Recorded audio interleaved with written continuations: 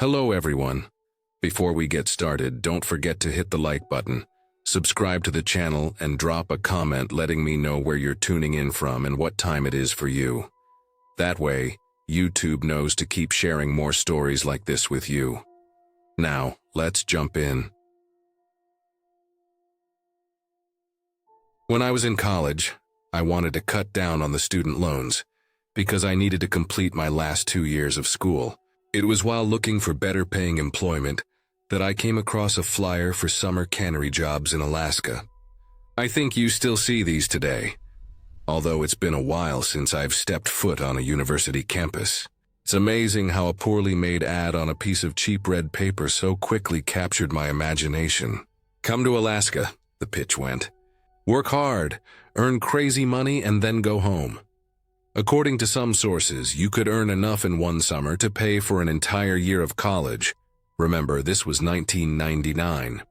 So I called the number on the flyer, and after a few short phone interviews over the course of the next month, I flew on my dime to Washington State and caught a ferry that eventually dropped me off in Haines, Alaska. From there, I was bussed over a summer road. These are roads that vanish in the winter, to someplace outside of Seward. You actually have to drive through part of Canada to get to Anchorage, and then south again to Seward. It was an amazing 20-hour trip, or so I'm told. I slept the whole way. I awoke just as we pulled up to the well-worn shanty town that would be my home for the summer. I declined to take the room offered to me by the company and the 10 other guys I would share it with, and decided to set up a tent in a campground provided for us. Camping in Alaska for 3 months. It was going to be awesome. At least that's what I thought until I started the work. Dear Lord, the work. It's hard to describe to someone who hasn't actually done it. Every day, 7 days a week, from 5 in the morning to 10 in the evening, I wore my slick green rubber overalls and worked the slime line. Masses of beheaded fish flopped before me, and it was my job to gut these things. They were already dead, of course, but I still felt like some kind of deranged, knife-wielding psychopath. Not only did I slice the bodies open, I had to dig through what poured out as I looked for the valuable caviar. Some folks cussed, some puked, and some laughed as the repulsive, back-breaking labor assumed control of our lives over the days and weeks. I had a tough time adapting, though. There were times I swore the fish bodies moved, and other times, when the heads of the fish were dumped, the jellied eyes caught the red sun and glowed. For over 12 hours a day, I was literally knee-deep in blood and guts and death. It was a Lovecraftian hell for me, and I think that set the stage for what was soon to come. I've said that we worked almost non-stop, but I was also a college student, and it wasn't too long before I met the other students. And of all the things that are hard to find in Alaska, alcohol isn't one of them.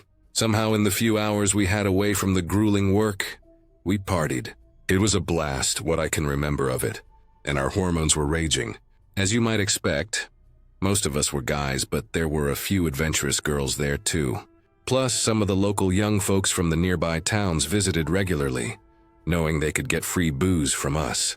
So, at least once a week, in a cloud of rock and country music, we traded precious sleep for hangovers and companionship. There was one woman there who caught my attention. She was gorgeous, radiant. I only ever saw her by the light of the bonfires when the party started, in what passed for nighttime in Alaska in the summer. Someone said she was a local, but that's all I knew about her. As a matter of fact, I had no idea of her age. She somehow looked young and old at the same time. She didn't talk much, but her eyes were mesmerizing. Most of us fawned over her, and as the weeks turned to months, I found I couldn't stop thinking about her. Her name, she said, was Susitna. It was the second to last night of my summer tour, and after clocking out, the campgrounds and tenement building erupted in a party that I can only describe as ferocious. The alcohol was flowing early, and no one was really having fun. The pent-up agony of the past 3 months was being released in a sick, unhealthy anger. I don't know how else to explain it. Fights broke out, tents were being ransacked, and people started getting hurt. Throughout it all, sitting on top of a concrete slab next to the fire, Susitna watched in silence. It was almost a hellish image, her bathed in fiery red, surrounded by the laughing impmen who vied for her attention. Then things got worse. Somehow the drunken bastards cornered a baby moose. I have no idea where its mother was.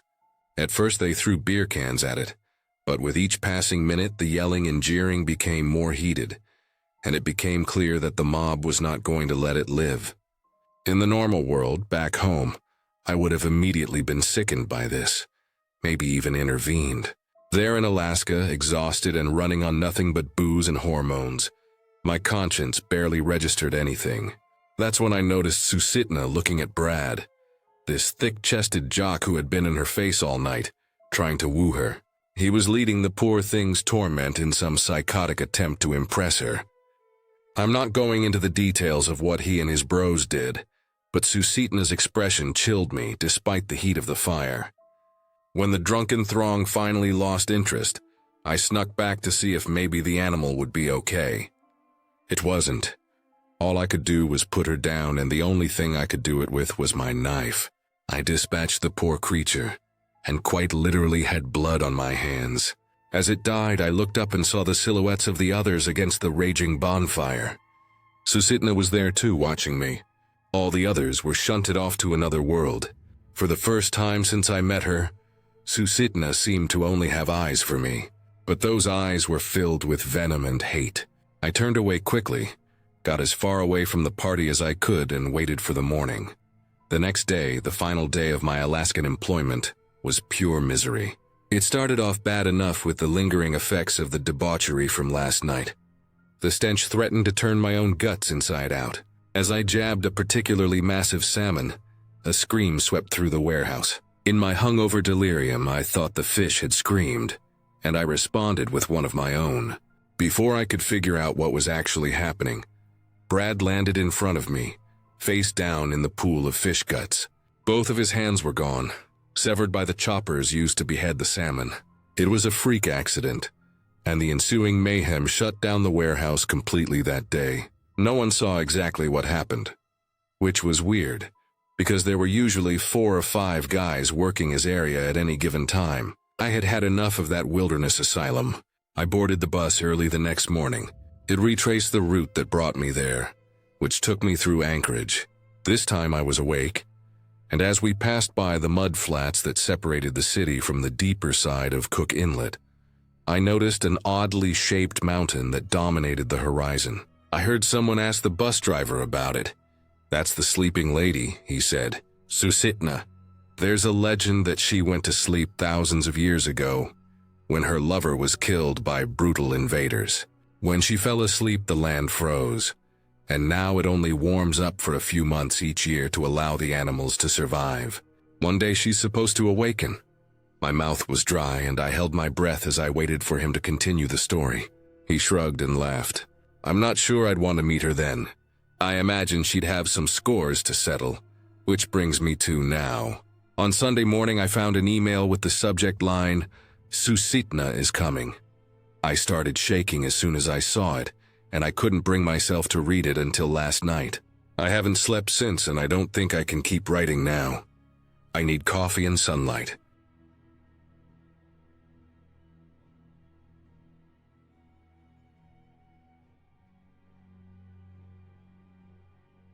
In order to protect the identity of myself and the others in this account, I'll be using aliases and leaving out certain details that won't take away from the story itself in any way. I'll refer to myself as Whitley. Reddit seems like a place I can, well, leak this information without it being noticed or taken seriously. I've kept this secret for 16 years, but unfortunately, despite the risk to myself and my family, I've decided I need to come clean in some sort of way. So, here's my story. I grew up in Fairbanks, Alaska. Fairbanks is more or less just like most cities in the lower states, just surrounded by the stereotypical frozen nothingness of Alaska. Anyways, as many young men and women do, I joined the military at age 18, and long story short, by 2002 I found myself stationed in Fairbanks at Fort Wainwright. It was a strange time for the military in the post-9/11 wake. Kids were joining the military more than ever, of course, but I mean strange in a different way. The military's metaphorical ego had been dented by a group of terrorist hijackers, and now the military as a whole was, for lack of a better word, paranoid. It was the equivalent of Mike Tyson being slapped in the face in public by another man. Radars were revamped and were constantly monitored in order to avoid another attack on American soil. And it's partially because of this that I'm sitting here with a story to tell. On March 13, 2002, multiple military and civilian radars detected an object enter Alaskan airspace and presumably crash in the nearby Yukon Flats Wildlife Refuge. I was selected along with 10 other men by one of our superiors, Brown, on what we were calling a search and rescue mission to locate the crashed object. A few things were off about this operation. It was treated almost like a full-out exercise. We were told to essentially dress for war. At the time, I assumed this was due to the stigma surrounding suspicious plane crashes. Now I'm not so sure. Another reason things were so strange was that one of the highest-ranking officers at the base, Hatfield, was to accompany us on this mission. That didn't make sense to me at the time. Why would they send the aged Hatfield out to the middle of a frozen wasteland to identify a plane crash when Brown was more than capable? I'd soon have answers to that. The helicopter ride was shorter than expected. In one helicopter were me, Hatfield, Brown, Flynn, Bradshaw, and Dobbs. In the other were Brown's second-in-command, Anderson, who was now third-in-command on this mission, Carter, Ramos, Smith, Wallace, and Morgan. Of course, there were 2 pilots as well. Hatfield was a quiet, well-mannered man. He had always been well-respected and feared in the ranks as a leader. But when we made it over the last ridge and saw what we had come looking for, he changed. The sight we were met with, as the moon lit up the otherwise dark Alaskan night, was a massive dark gray cylindrical object burning in a fiery blaze in a large clearing, surrounded by nothing more than snow, trees, and a nearby pond. It was more or less the size of a 747, but no wings or propulsion system were visible on this thing. At first glance, I thought it was a plane or an experimental aircraft either from here or Russia. Hatfield's new demeanor told a different story. "That's a big-ass fucking plane," said Dobbs, who was met with a glare of pure fury and annoyance by Hatfield. He glared at him through uncomfortable silence, mixed with the chopping of the propellers, then snarled, "Yeah, I fucking wish it was a plane." When we finally landed, it was pretty clear to all of us what we were dealing with. None of us wanted to say it. We silently understood and followed the orders Hatfield angrily barked at us. We landed, and were told to approach the object with weapons drawn, as the surrounding flames quickly died down, overwhelmed by the frigid temperatures. Hatfield ordered us to stop when he felt we were close enough. And it was then that we all seemed to notice the bystander walking toward us, with his hands raised in a mix of a greeting wave and a surrender. Hatfield seemed annoyed more than anything when we landed, and the presence of this bystander pissed him off. "Can y'all believe this?" The older man said, "Do y'all know what in the hell this even is?" Hatfield looked at the ground for a moment, shook his head, then walked up to shake the man's hand. "What exactly did you see here this evening, sir?" asked Hatfield with an overwhelmingly sarcastic smile. He was somehow sweating almost profusely in the chilly Alaskan night. "Well," said the bystander, "my house is a little bit in that direction. I heard this thing crash, and you're seeing exactly what I saw when I made my way over." Hatfield looked him directly in the eye the whole time, smiling and nodding like a madman. That must explain Hatfield's next course of action. "That's not the answer I was looking for, my friend," said Hatfield. This comment drew an expression of confusion on the bystander's face, similar to the one he would wear after Hatfield drew a pistol and shot him in the chest 4 times. We all stood there in a state of shock and simultaneous understanding. He had just murdered an innocent man, all for the perceived well-being of the rest of humanity. "Let that be a lesson to all of you who don't understand," bellowed Hatfield. "No one is to find out about what happens or has happened here tonight, unless you are asked about it by your superiors. Or else you may end up like this man, who just tragically died in a hunting accident a minute ago. None of us were new to the military. We knew that. Though any and all of the shady shit we would see in our service, our best option was to follow orders and ask no questions. Speaking of following orders, Hatfield broke the silence and ordered us to investigate the crashed object. It had broken up into a few sections, but they remained adjacent to each other. We entered through the break in the ship that was closest to what we assumed to be the front. The interior of this thing was fittingly straight out of a sci-fi film. The walls of the elongated control room were covered in unfamiliar technology and strange writing. I should have seen this coming, but the sight of two humanoid bodies slouched against the wall to my right freaked me out pretty bad. The beings were around 5 feet tall, skinny, with pale gray skin and long appendages. Upon seeing them, Brown let out a surprised, "Well, wouldn't you fucking know it? It's goddamn E.T.'s parents."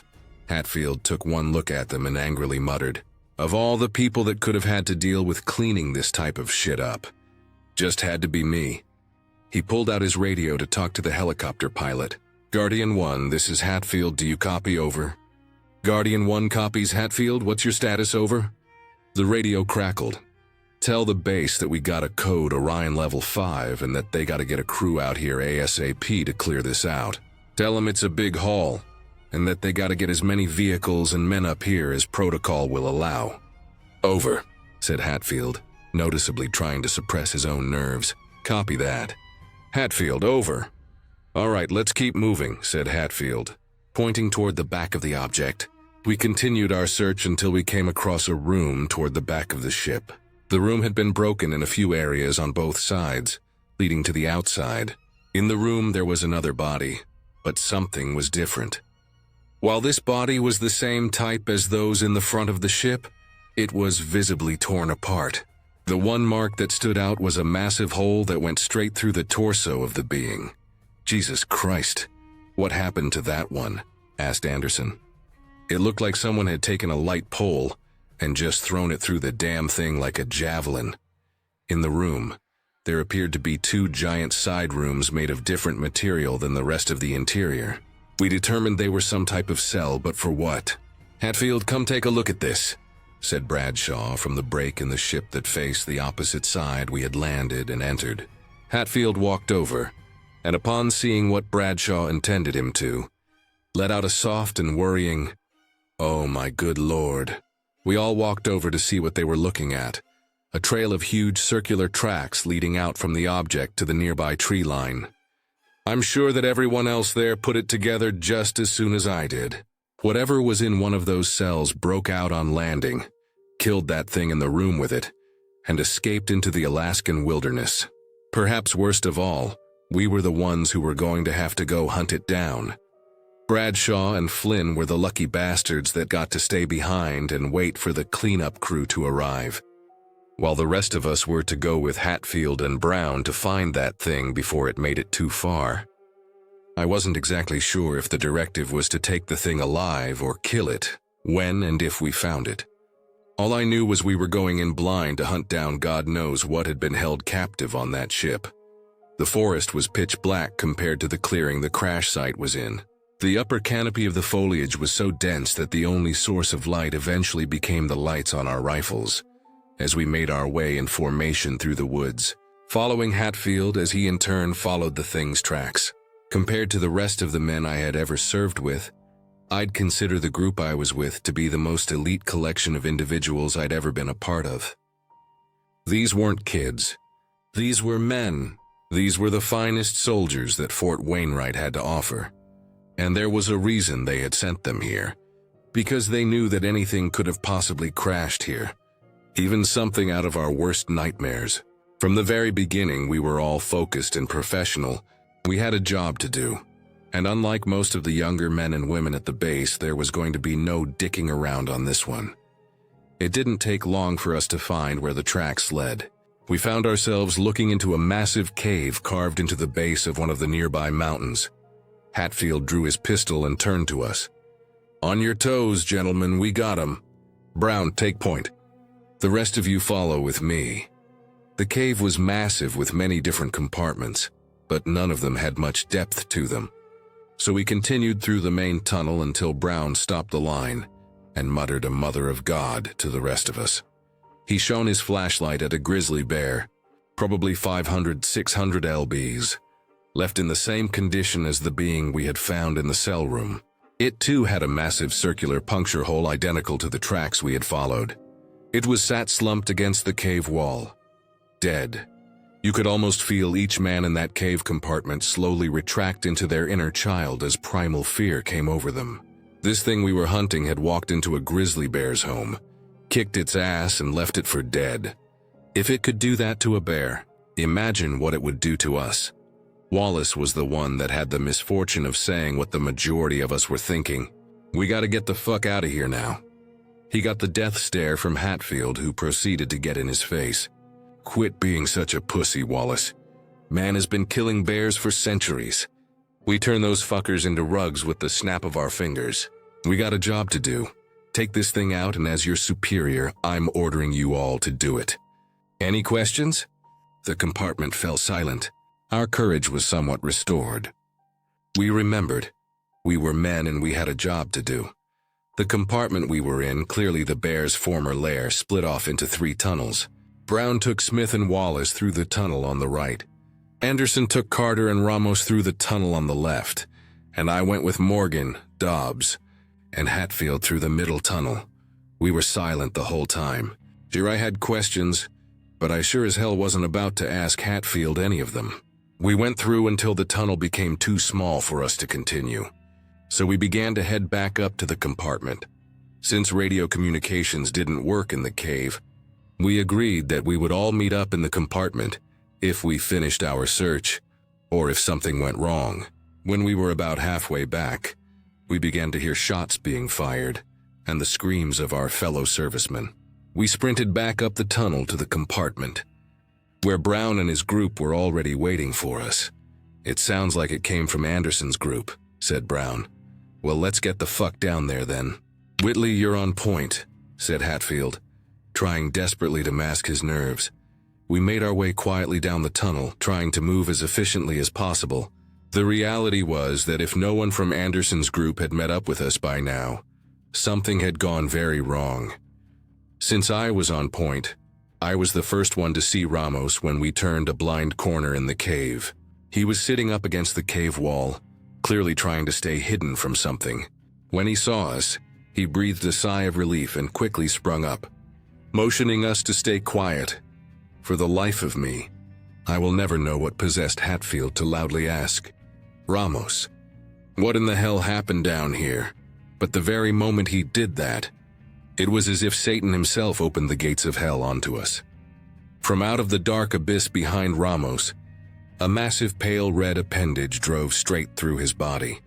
Our rifle lights shone onto something I don't think my mind would be able to construct in my worst nightmare.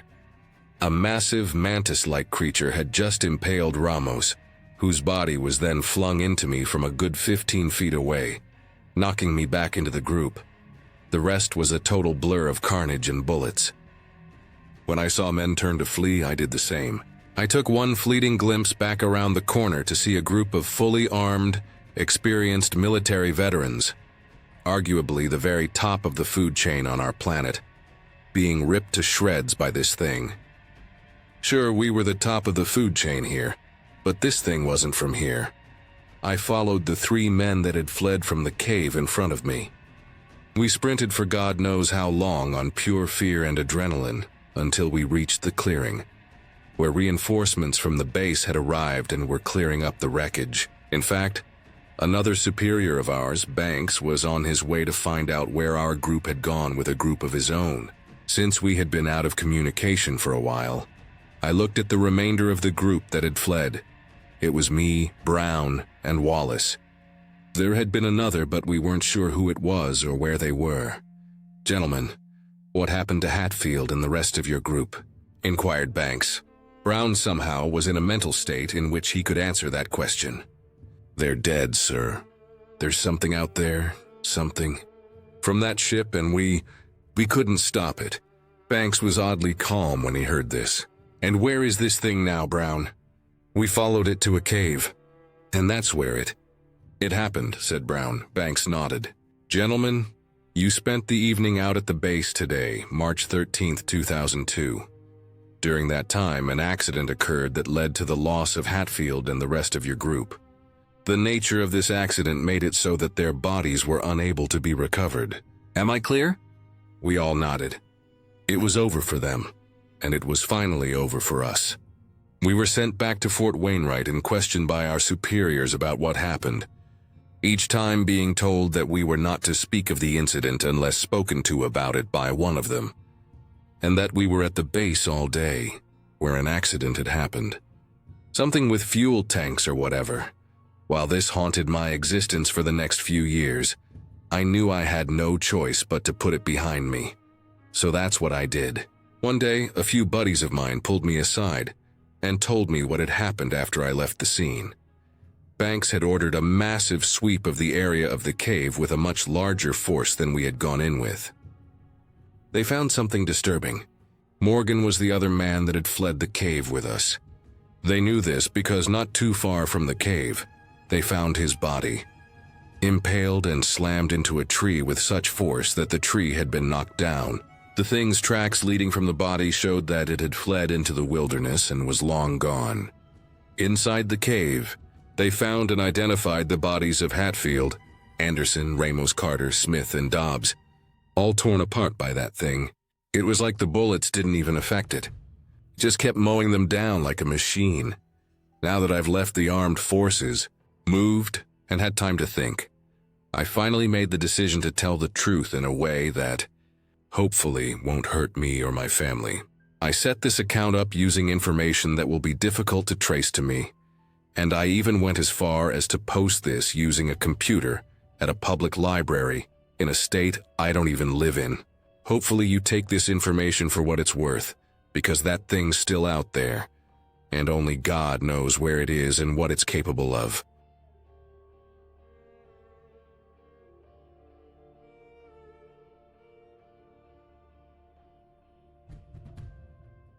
I never thought something as simple as pulling over to take a piss would become one of the scariest moments of my life. But that's exactly what happened to me one night on a lonely stretch of highway. It wasn't some big dramatic event like a car accident or being stranded in a storm. It was just one of those late-night road moments that catches you completely off guard, when you're already tired, on edge, and vulnerable. And instead of being a quick stop and back on the road, it turned into a memory that will never leave me. It was late, way past midnight, the kind of time where the highway feels like another world. I had been driving for hours already, the road ahead stretching in a long ribbon of headlights and faded yellow lines, endless and empty. My body was running on gas station coffee and cheap snacks. I was fighting heavy eyelids, that weird twitchy tiredness that comes when your brain feels wired but your body just wants to collapse. The night was thick. It wasn't cloudy enough to be stormy, but the moon was nowhere to be seen. The stars were out but not strong, just faint pinpricks. My headlights were doing all the work. Every time I glanced into the rearview mirror, there was nothing but black. Every time I looked to the side, I saw only the outlines of trees pressed against the road, shadows stacked against shadows. After hours of holding it in, I finally had to admit it. I needed to piss bad. I'd been telling myself I'd stop at the next gas station. But the last one I passed had been closed, lights shut off, pumps covered. There was no telling when the next one would show up, and the pressure in my bladder was so sharp, I was shifting in my seat, squirming like a kid. Eventually I just gave in. There was a little turnout up ahead, one of those gravel patches at the edge of the highway where trucks sometimes pull over. I eased onto it, tires crunching loudly on the loose stone. The sound felt too loud in the silence of the night. My headlights cut across the empty space, bouncing off weeds and a patch of forest beyond. The light seemed to get swallowed almost instantly by the trees. I killed the engine but left the headlights on. Without them, I wasn't sure I'd even have the nerve to open the door. The air outside hit me hard as soon as I stepped out, crisp, damp, and sharp with the smell of pine and earth. The night was colder than I'd expected. It made me shiver as I zipped my jacket and looked around. The quiet was so deep it almost hummed. No wind, no cars in either direction. Nothing but the faint tick of my cooling engine. I picked a spot near the tree line, just far enough off the gravel to feel out of sight. The ground was soft with pine needles, the kind that muffle your footsteps. I unzipped and finally let go, feeling a rush of relief. For a second, I let my guard down. My shoulders relaxed, my eyes half closed. But then the sound hit me. It wasn't just a sound, it was a feeling too. A low guttural snarl, rising into a kind of hiss that cracked into a chattering growl. It was so sudden and violent that it went straight into my chest, vibrating in my ribs. My whole body snapped stiff. The stream cut off instantly, like my bladder had sealed shut from pure fear. I spun my head toward the sound and my headlights caught it. Two glowing eyes low to the ground, burning with that eerie yellow-green reflection animals get at night. For a split second, my brain scrambled to make sense of it. A dog? A coyote? No. The body was too thick, too stocky, and the head, Jesus, the head was wide and brutish. It was a wolverine. I had only ever seen pictures of them, maybe a clip in a nature documentary, but there was no mistaking it. The animal was crouched just feet away from where I was standing, its whole body tensed like a spring, muscles rippling under coarse fur. Its mouth was open, teeth bared, saliva catching the light. The noise it made wasn't like anything I had ever heard in real life. Snapping, snarling, a kind of insane rage all packed into that small body. The first thing that hit me was shock that it was even there. I didn't think wolverines were anywhere near this part of the country, let alone wandering onto a highway turnout in the middle of the night. The second thing was the crushing realization of just how close I had come to pissing directly on it. If I had taken 2 steps farther into the shadows, I probably would have. And something told me that would have been the last mistake I ever made. My legs locked. I didn't move, didn't breathe. The animal didn't run. It didn't even flinch. It just kept making that horrible racket, this guttural screaming sound that felt too big for its size. I had read once that wolverines could take down animals many times their size, that they were fearless and vicious. In that moment, I believed it with every cell of my body. The space between us felt like it was shrinking. The woods behind it looked endless, black and hungry. I had this sick, overwhelming fear that if it lunged at me, it would drag me into those trees and no one would ever find me. It was such a raw, animal kind of fear that my brain latched onto something ridiculous.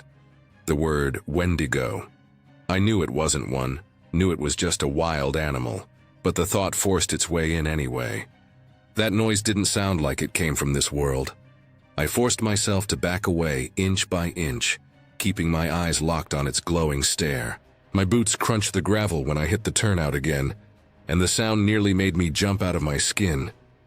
The wolverine shifted, lowering itself closer to the ground, lips pulling back farther. My car was just feet away, but it felt like a mile. I moved so slow it was painful. Every second stretched tight as a wire. When I finally reached the driver's side, I yanked the door open and scrambled in, slamming it shut hard enough to make the glass rattle. My chest was heaving, breath coming in short bursts. I shoved the lock down even though it was useless against an animal. My hands were shaking as I twisted the key in the ignition. The headlights cut across the trees again, and I saw it still standing there. The wolverine hadn't moved, just stood its ground, still snarling, still flashing those glowing eyes at me. For a moment I thought it might actually charge the car, but then slowly it turned its head toward the woods, gave this sharp, angry bark, and vanished into the blackness as if it had been swallowed whole. I sat there for a long time, engine running, headlights blazing, gripping the steering wheel so hard my knuckles ached. My bladder was still screaming, but there was no way in hell I was stepping back outside. Not then, not ever on a night like that. I stayed put until my heartbeat slowed enough to drive again, then pulled back onto the highway, leaving that turnout and its shadowy forest behind me. The rest of the drive, I couldn't shake the sound it had made. That unholy racket replayed in my head over and over, each time making the hairs on my arms rise. I kept glancing at the mirrors, half expecting to see those glowing eyes chasing me down the road. By the time I reached the next town, I pulled into a brightly lit gas station and sat there for a minute under the neon glare, just letting the normal world sink back in. People moved around inside, cars came and went, music played from the overhead speakers. The contrast was so sharp it made the whole thing feel unreal, like I had dreamed it. But I knew I hadn't. My body was still buzzing with leftover adrenaline, my nerves raw. I finally went inside, used the restroom like a normal person, washed my hands, stared at myself in the mirror. I looked pale, wide-eyed, still shaken. I told myself to get it together. But even then, standing under fluorescent lights, the memory of those glowing eyes and that noise sat heavy in my chest. That night taught me a lot about the woods, about the kind of animals that still lurk out there, invisible until you stumble too close. It wasn't a ghost story, nothing supernatural, just a reminder of how thin the line really is between control and chaos. One wrong step, one stupid moment of not paying attention, and I might not be here to tell it. Every time I pull off a highway at night now, I think about that Wolverine. I think about how close I came to learning the hard way, just how mean and fearless they really are. And I think about how, for one terrifying moment, I stood alone in the dark, certain that something wild and furious was about to drag me into the woods and end me.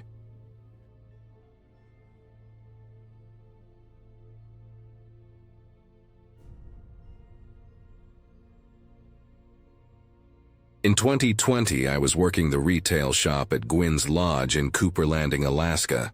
I had been there a few months and the routines of the place were familiar to me. The retail shop opened early, especially in the summer season when fishermen and travelers came through before dawn. The restaurant and burrito counter opened a little later, but the person who ran the to-go breakfast burritos always came in before the sun was really up to fire up the flat-top grill, so it would be hot by the time people started ordering. I usually arrived in the retail shop a little before 6, stocking shelves or getting things ready for the day. By the time I walked in that morning, it was just another quiet start in a long stretch of quiet starts. It was early, a little after 5:30. The air outside was sharp with that damp Alaskan chill, and the sky still held a heavy gray color. The kind of light that makes you feel like the day hasn't decided to begin yet. Inside, the lodge was still dark in certain corners, the kind of darkness that feels thicker when you're alone. I unlocked the door to the retail shop, stepped in, and clicked on the lights. They hummed faintly and gave the small shop its usual yellow glow. The shelves looked the same as they always did. Snacks, souvenirs, fishing gear, all lined neatly.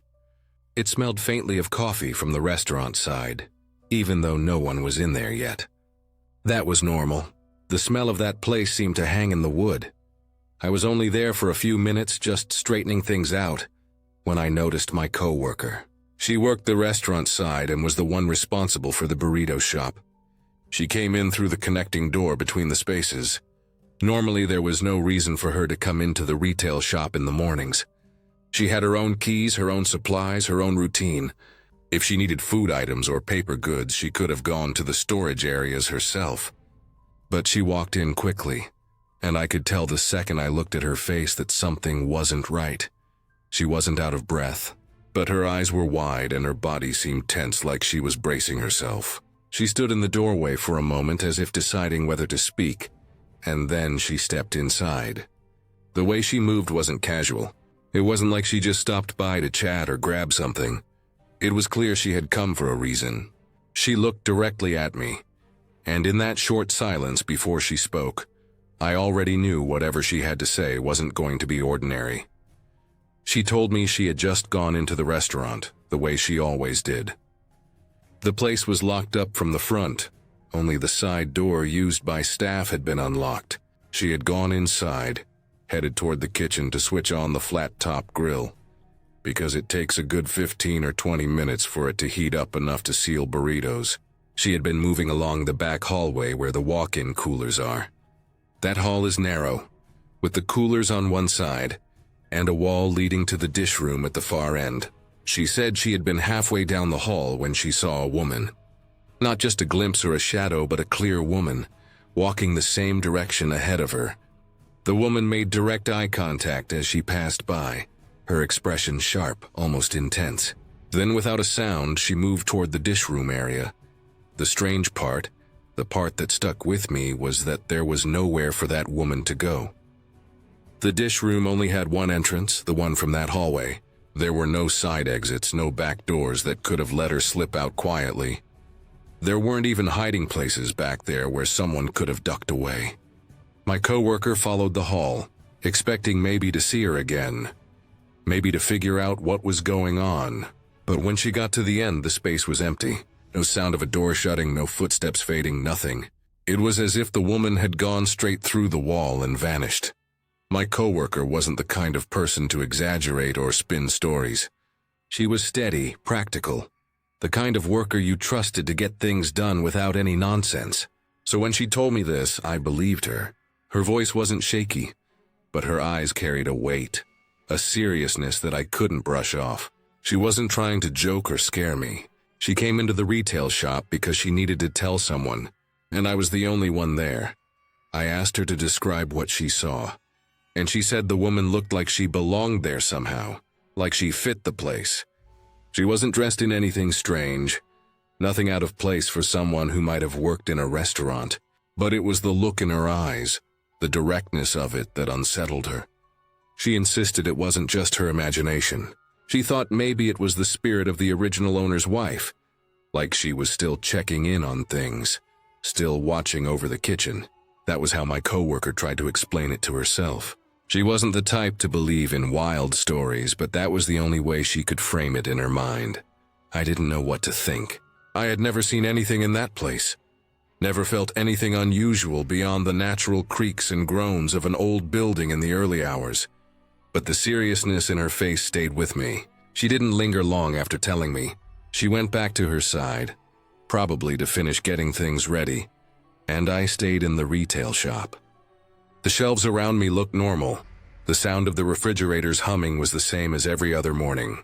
But now the space felt heavier, like there was something just beyond what I could see, something watching. The rest of the day went on as usual. Customers came in, the burrito counter sold its breakfast wraps, and by the time the sun was fully up, the morning felt distant, almost like it hadn't really happened.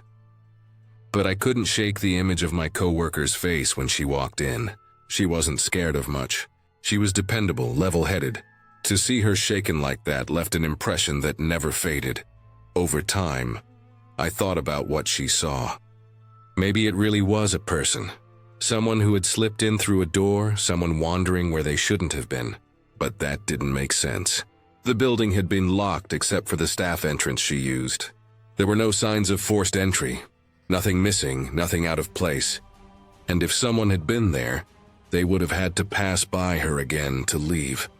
She was certain the woman had gone down the hall, certain there was no way for her to have turned back without being seen. Yet she was gone. I knew my coworker wasn't lying. She didn't gain anything by making it up. If anything, she seemed reluctant to even say it out loud, like she didn't want to give the story more power by speaking it. That, more than anything, made me believe her. It wasn't a tale told for effect. It was an experience she couldn't explain, and it bothered her enough to come straight to me when it happened. After that morning, I found myself more alert in the building, especially in the early hours when it was still dark and quiet. Every shadow seemed sharper, every sound more pronounced. I couldn't help but glance down that hallway whenever I walked past, half expecting to see someone standing there, staring back. I never did, but the memory of her story made the silence heavier. What stays with me is the detail of her description, not just a vague shape or a blur, but a woman. Clear enough to meet her eyes, clear enough to seem real, and then nothing, no trace. That single moment became something I carried with me through the rest of my time working there. Even now, years later, I can still picture my coworker's face as she stood in the retail shop doorway, wide-eyed, her voice steady but unsettled. She wanted me to know what she had seen, even though she couldn't explain it. I trusted her. That's the part that makes it stick. She wasn't trying to make a story. She wasn't trying to spook me. She simply experienced something she couldn't account for. And she shared it because it had shaken her. And in doing so, it ended up shaking me too. Because in a place as old and worn as that lodge, with its long history and quiet halls, the possibility of seeing someone where no one should be feels all too real. I never saw the woman myself. I never heard footsteps or caught a glimpse in the corner of my eye. But I believe my coworker did, and maybe that's worse in some way. Knowing it happened to someone I trust, knowing the look in her eyes was real, but never having the proof for myself.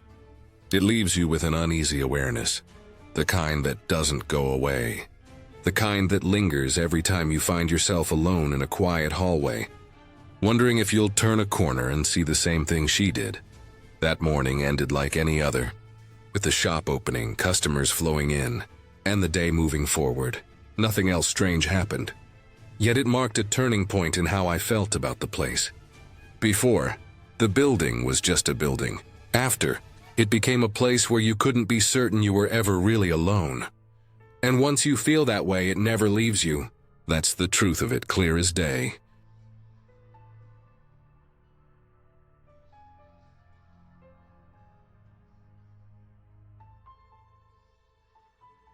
I lived in Chicosna, Alaska, for about 4 years of my life.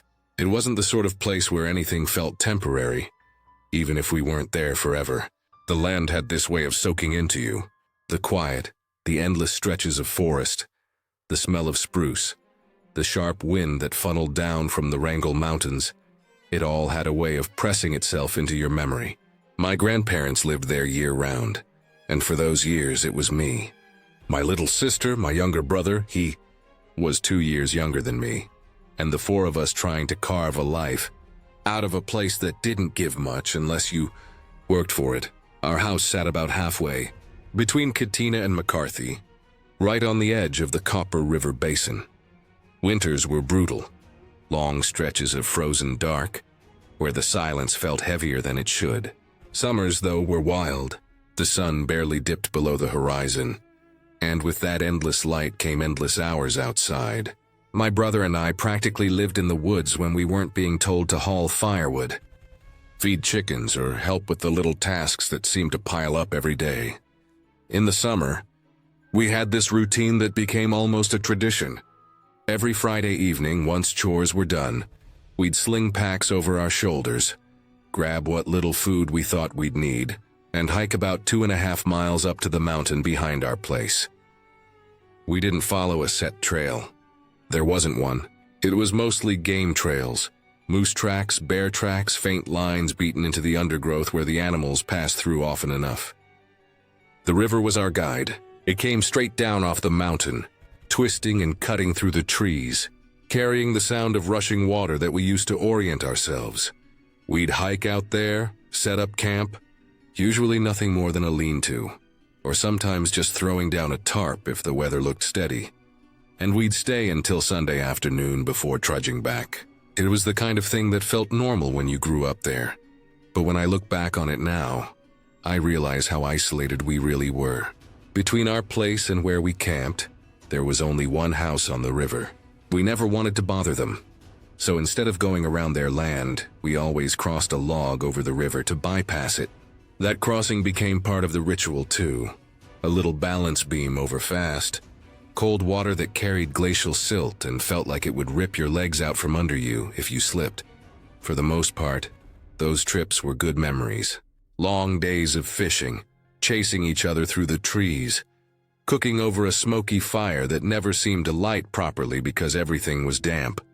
But mixed in with those memories are things I still don't fully understand. The first time anything strange happened, we were making our way up the river like usual. The air had that heavy damp smell to it. I remember the moss felt springy under my boots, and mosquitoes were swarming thick enough that we had to keep swatting constantly. Then out of nowhere, we heard a sound that made both of us freeze. It wasn't a bear or a moose, not the usual kind of animal sound you get used to out there. It was a scream, sharp and guttural, the kind of sound that makes the hair on the back of your neck stand up before your brain even registers what you're hearing. At first, we thought it was a man, someone out in the woods yelling for help or maybe in pain. But the longer it went on, the less human it seemed. The sound bounced around between the trees, echoing off the slopes, and no matter how we turned, we couldn't pin down the direction it was coming from. We stood there, packs still on, eyes wide, trying to figure it out. The scream came again, louder, and then it stopped. The silence that followed felt worse than the sound itself. My brother looked like he was about to bolt, and I wasn't far behind him, when this massive raven came swooping overhead. It glided just above us, black wings stretching wide, and as it passed, it let out the exact same scream we'd been hearing. Deep, drawn out, almost manlike. It did it again and again until it was out of earshot.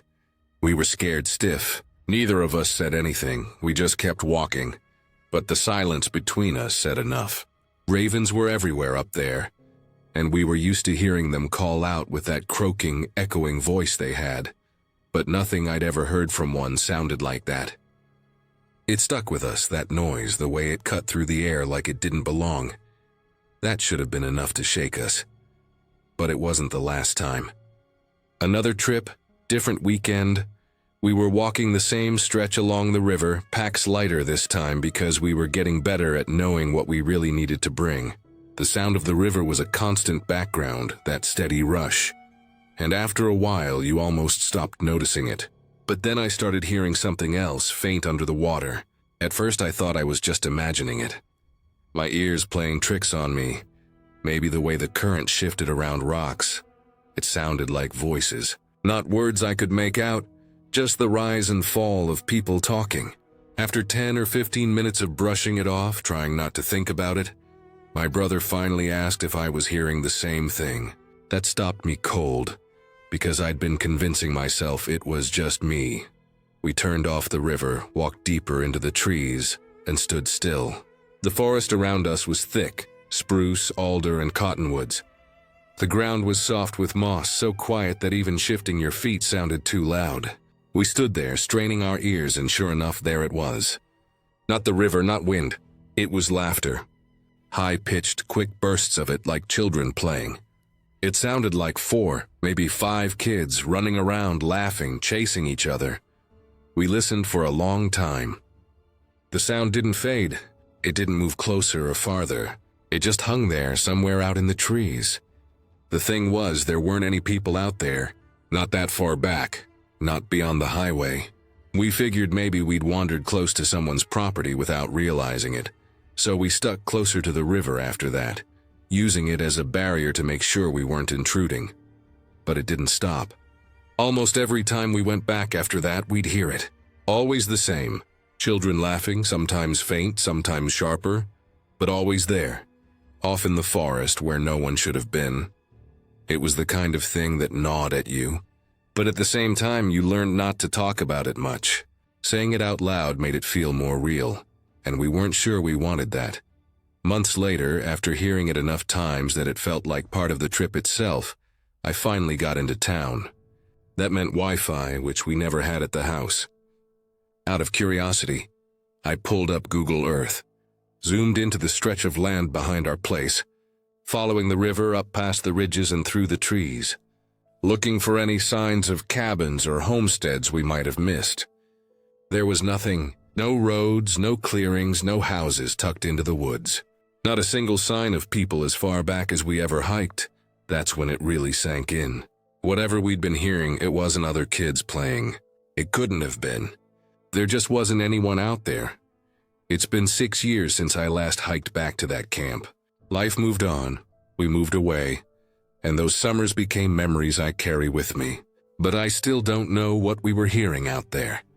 I can explain away the raven, even if it was unsettling. Animals make strange sounds, and the forest has a way of bending them until they don't sound right. But the voices, the laughter, that doesn't leave me. Sometimes I think about going back just to see if I'd hear it again. Other times, I'm glad I haven't. There are some things the forest keeps to itself, and maybe we were just close enough to catch pieces of it. I'll never know for sure. But I do know this. Those woods weren't empty. Not really. And when you grow up in a place like that, you learn quick to pay attention when the land tries to tell you something.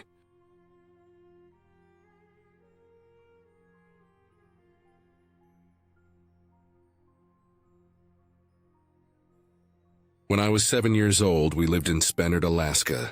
Back then, Spenard was rough around the edges.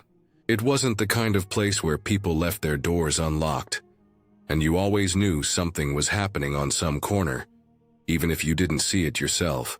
To me as a kid, though, it just felt normal. I didn't think much about the fights in the street, the flashing lights of police cars, or the way adults seemed to look over their shoulders a lot. That was just life there. My best friend lived a couple blocks over. I spent most of my days with her, either at her place or mine, riding bikes down cracked sidewalks, playing tag until the sun dipped behind the trees, or sneaking off into the alleys to explore things we weren't supposed to. Her mom was always around, warm, kind, the kind of mom who gave us sandwiches without us even asking. She wasn't old, not like a grandma, but she had this tiredness in her face, like life had taken more from her than it gave back. One day, her mom got sick, and then suddenly, she was gone. I didn't fully understand what happened. All I knew was that she went into the hospital, and then we were told she died. At 7 years old, death was something I knew existed, but it had always been far away, something that happened to old people I never met. But this was different. This was my best friend's mom, someone I saw almost every day, gone just like that. The strangest part wasn't even the death itself. It was what happened right after. Not long after she passed, or maybe while she was still in the hospital, I can't say for sure. The police got a call. The call came from their house, from their very own phone. A woman was screaming on the line, saying her husband was beating her.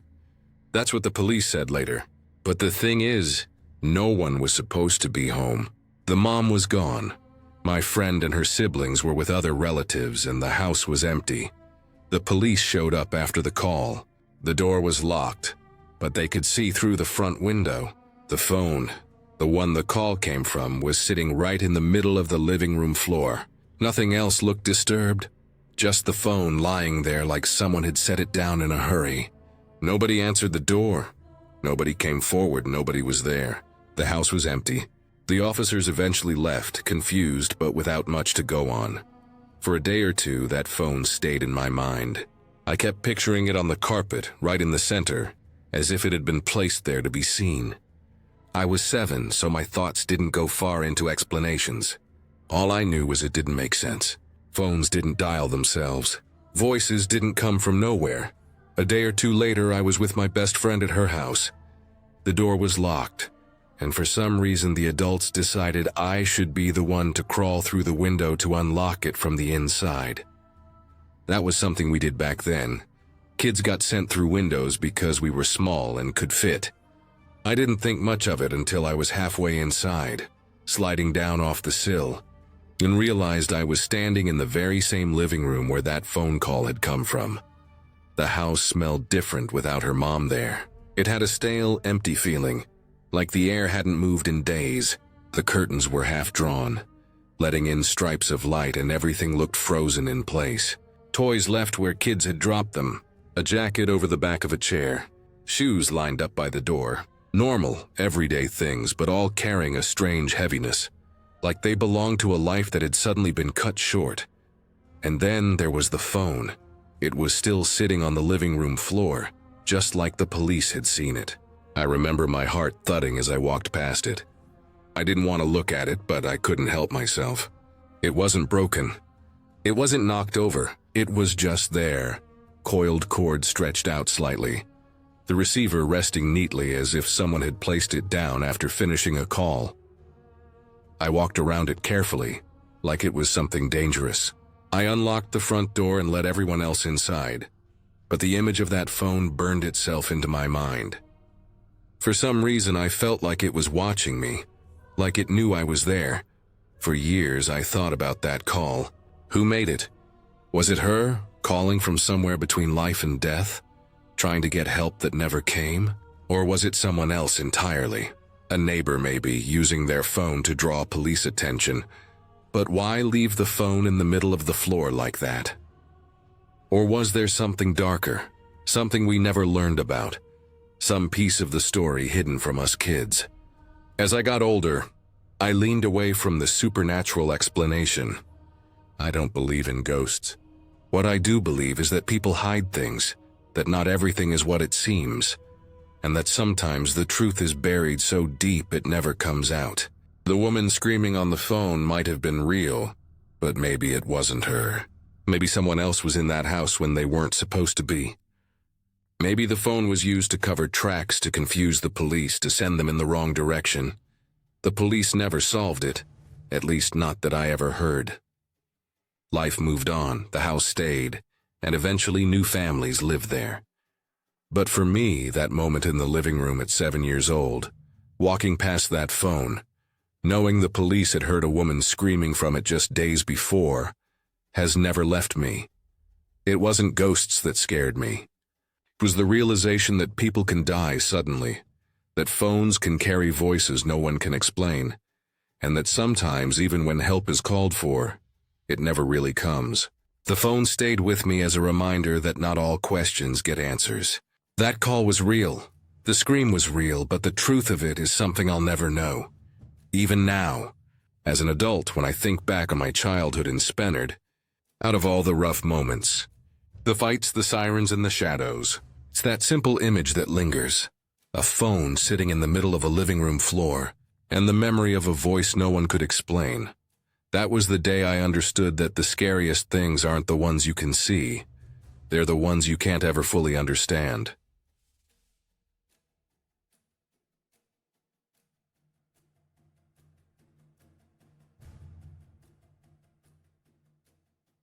I still think back to 2010 sometimes, more often than I'd like to admit. I've tried to push the memory down into that quiet place in the back of my mind, where old things go to rot. But it always comes back when I'm alone in the woods or even just driving through a stretch of country highway. It's the kind of memory that makes the hair on the back of your neck rise before you even recall why. The feeling comes first, then the memory follows. I was backpacking alone in a remote area that summer. It wasn't one of those state-maintained trails or a popular backpacking loop. It was the kind of place where you only saw game trails, where the deer and elk cut narrow paths through the underbrush, and you followed them as best you could. There were no road signs. No roads at all, really. Just a couple of dirt tracks that ended miles back. I had parked and hiked in with my pack, and by the second day I hadn't seen another human being since leaving the truck behind. That was part of the appeal. I wanted quiet, just me, the trees, and the silence of a place most people wouldn't bother to go. The first couple of days were uneventful. The woods were heavy with that late summer smell of pine sap and warm dirt. I kept my pace slow, drinking in the solitude. I'd set up my little one-man tent on patches of soft grass, sometimes near a creek, sometimes tucked back beneath thick spruce. I spent hours sitting still, just listening, sometimes with the kind of silence so deep you could hear the faint crack of branches dropping 100 yards off. But then something shifted. I can't remember the exact moment I first noticed him, but I do remember the feeling of being watched came before I actually saw anything. It's strange how your body knows before your brain catches up. I was hiking a game trail along a ridge, moving slow with my pack dragging on my shoulders, when I stopped to catch my breath and take a sip of water. I glanced across a clearing below, and that's when I saw him. He was far, easily 2,000 feet away or more, but I could make out enough. He was standing at the edge of the tree line on the opposite side of the clearing, an older guy with a thick beard, wearing overalls and no shirt underneath, just standing there, upright. Not crouching, not moving through the brush, not pretending to be hidden. Just standing still, looking in my direction. I froze. For a while I convinced myself maybe he hadn't seen me. But then he shifted slightly, and the movement made it clear. He was facing me. I tried to wave it off in my head. Maybe he was some farmer from land nearby. Maybe he was hunting or checking on something. But the thing that unsettled me wasn't just seeing another person in the middle of nowhere. It was that he had nothing with him. No pack, no rifle, no walking stick, nothing. just overalls hanging off him, his pale chest showing even from that distance. I stood there staring until I finally broke my gaze and moved on, faster this time. I kept telling myself it was nothing. People cross paths sometimes in the woods, and it doesn't always have to mean something bad. But the thing was, he didn't approach, didn't wave, didn't act like a guy just out wandering. He just stood there. Later that day, I saw him again. I'd gone deeper along the ridge and back into heavier timber. I was crouched near a small creek filling my water filter when something caught my eye through the trees. Across the way, farther back but visible through the dark gaps in the spruce trunks, I saw the figure again. Same man, same overalls, still bare-chested. This time he was turned slightly, like he was pretending to look off at something else, but his stance was too still. He wasn't hiding, but he wasn't moving either. He was just there. I felt my stomach sink hard. The chances of seeing the same random man twice in that kind of remote area, both times with him standing perfectly still near tree lines, was too much. My hands shook as I packed up my filter and shoved the bottle back in my bag. My mind raced with possibilities. Was he following me? If he was, why wasn't he trying to get closer? Why stay at a distance and just stand there? That night I barely slept. Every twig snap outside the tent, every rustle of wind through the brush, I imagined it was him. I kept unzipping the tent just enough to peer out, staring into the black woods, half expecting to see that figure upright among the trees. By the next morning, I'd convinced myself to cut the trip short. I didn't want to admit I was spooked, but I was. The fun of the solitude was gone, replaced with a gnawing dread. I packed up quickly and pushed myself harder than I normally would, hiking with long strides, sweat soaking through my shirt as I tried to eat away at the miles back toward the truck. Sometime mid-afternoon, I saw him again. This time I was crossing a long stretch of open meadow, grass high up to my thighs. I kept glancing back because that crawling feeling between my shoulders wouldn't quit. And sure enough, when I looked behind me toward the far tree line, I spotted him again. Upright, still as stone, watching, same distance. Never closer than a couple thousand feet, but always within sight if I caught him at the right moment. It was worse now because I knew it wasn't coincidence. He wasn't just a man passing through. He was following me, always keeping the same kind of distance, always making sure I saw him at least once. My breathing was rough and shallow as panic started to get the better of me. My thoughts spun out of control. Was he waiting for me to get tired? Was he hurting me? Was he insane? He had nothing on him, no water, no food, no pack. How long had he been out here? At some point, instinct took over. I remembered the small revolver I'd packed, mostly just for bears or in case I had to scare something off. I pulled it out of my pack. My hand trembled as I held it. When I saw him again, his shape still against the tree line, I raised the gun high, aimed toward the sky, and fired. The crack tore through the still air like a thunderclap. Birds exploded up from the trees in a frenzy. My ears rang, and when I looked back at the spot where he had been standing, he was gone. Just like that. The trees were empty. I stood there for what felt like forever, my heart hammering. I kept scanning, waiting for him to reappear, but he never did. Not that day, not the next.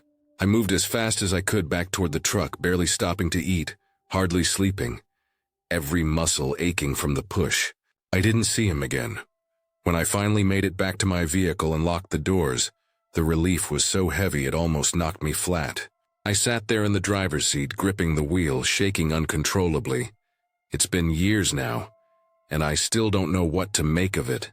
Sometimes I wonder if he was some man living off the land. Maybe not right in the head. Maybe just curious, maybe lonely. Maybe he wanted to approach but didn't know how. Or maybe he had darker intentions. The truth is, I'll never know. What unsettles me the most isn't what happened out there, but the questions that hang over it. Why follow me from such a distance? Why make sure I could see him? Why stand there with nothing but overalls on? No shirt, no pack, no gear. It didn't make sense then, and it doesn't now. I do know this, though. I fired that shot because I believed in that moment that if I didn't, He was going to keep following me until something bad happened. After the gunshot, he vanished. That was the end of it. But the image of him standing upright against the tree line, pale chest visible, beard framing his face, will never leave me. Sometimes when I close my eyes, I can still see him. Too far to read his expression. Close enough to know he was staring right back at me. And that's the memory that comes back whenever I'm deep in the woods.